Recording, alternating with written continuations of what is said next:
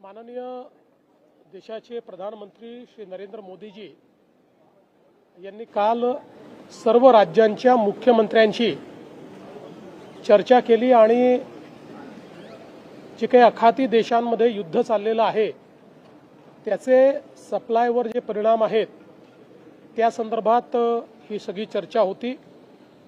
जवळजवळ सगळ्याच राज्यांच्या मुख्यमंत्र्यांनी माननीय प्रधानमंत्री महोदयांचं कौतुक केलं, त्यांचे आभार मानले की ज्या प्रकारे आपल्याकडे सप्लायचा कमीत कमी डिस्रप्शन हे झालेलं आहे, विशेषतः पेट्रोल डिझेल हे सातत्याने आपल्याकडे मिळतं आहे, त्याची किंमत वाढू नये म्हणून केंद्र सरकारने स्वतः 10 रुपयाचा शॉक ॲब्झॉर्ब केला आहे। डोमेस्टिक गॅसमध्ये घरगुती गॅस सगळ्यांना प्राप्त होतोय। कालपासनं कमर्शियल गॅसही 70% पर्यंत आता त्याची कॅपॅसिटी वाढवलेली आहे।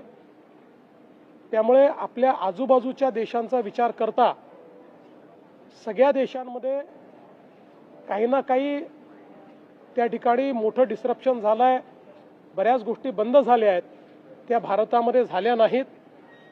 माननीय प्रधानमंत्री मोदयांनी देखील या संदर्भातली लॉंग टर्म स्ट्रॅटेजी सांगितली आणि विशेषतः दोन गोष्टी या त्यांनी सांगितल्या की जाणीवपूर्वक काही लोक आपल्या देशामध्ये संभ्रम पसरवत आहेत, तो संभ्रम पसरू देऊ नये, लॉकडाऊन लागेल वगैरे असल्या गोष्टी सांगितल्या जात आहेत।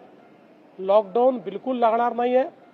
असल्या गोष्टी पसरवणारे हे अक्षरशः एक प्रकारे देशद्रोह करतायत आणि म्हणून माझं मत आहे की अशा पद्धतीनं खोट्या बातम्या पसरवणाऱ्यांवर कडक कारवाई हे आम्ही देखील करणार आहोत।